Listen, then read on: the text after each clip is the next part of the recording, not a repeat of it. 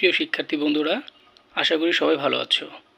তা আজকে আমি তোমাদের জন্য একটি সমস্যা ও তার সহজ একটি সমাধান নিয়ে এসেছি।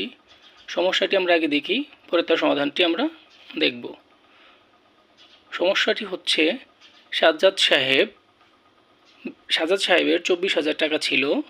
তিনি এই টাকার 12/5 অংশ এতিমখানায়, 8/3 অংশ শিক্ষা প্রতিষ্ঠানে দান করলেন।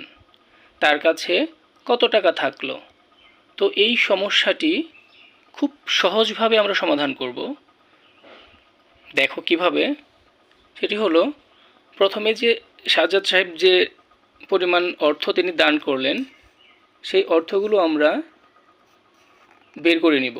বের করে পরে ওই অর্থগুলো আমরা যোগ করব। দেখি তাহলে। দেখো, সাজ্জাদ সাহেব এতিমখানায় দান করলেন, মোট টাকা ছিল তার 24,000। তাহলে 24,000 গুণন 12/5 টাকা।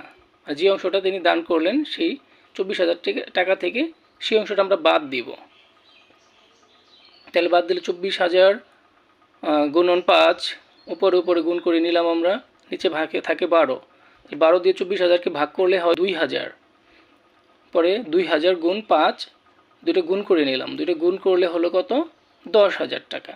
ঠিক একই প্রক্রিয়ায় আমরা শিক্ষা প্রতিষ্ঠানের দান করলেন সেই টাকাটা বের করে নিব। দেখো, 24,000 গুণন শিক্ষা প্রতিষ্ঠানে কত দান করলেন? 8/3 অংশ।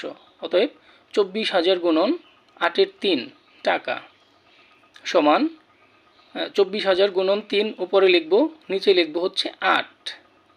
এবার 24,000কে 8 দিয়ে ভাগ করলে হবে হচ্ছে 3,000। তার নিচে আমরা 3,000-এর সাথে 3 গুণ করে নিব। 3,000 এবং 3 গুণ করলে হবে 9,000 টাকা।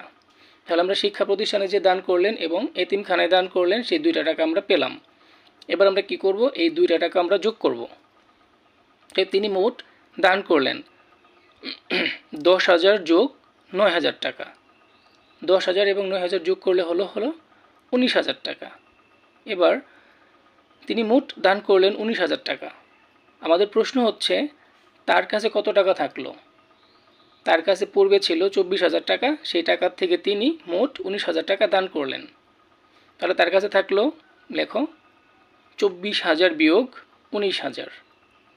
24,000 থেকে 19,000 বিয়োগ করলে আমরা যে টাকাটা পাবো, অর্থাৎ 5,000 টাকা, এই টাকাটাই তার নিকট থাকবে। অতএব উত্তর হবে, তার নিকট থাকলো 5,000 টাকা।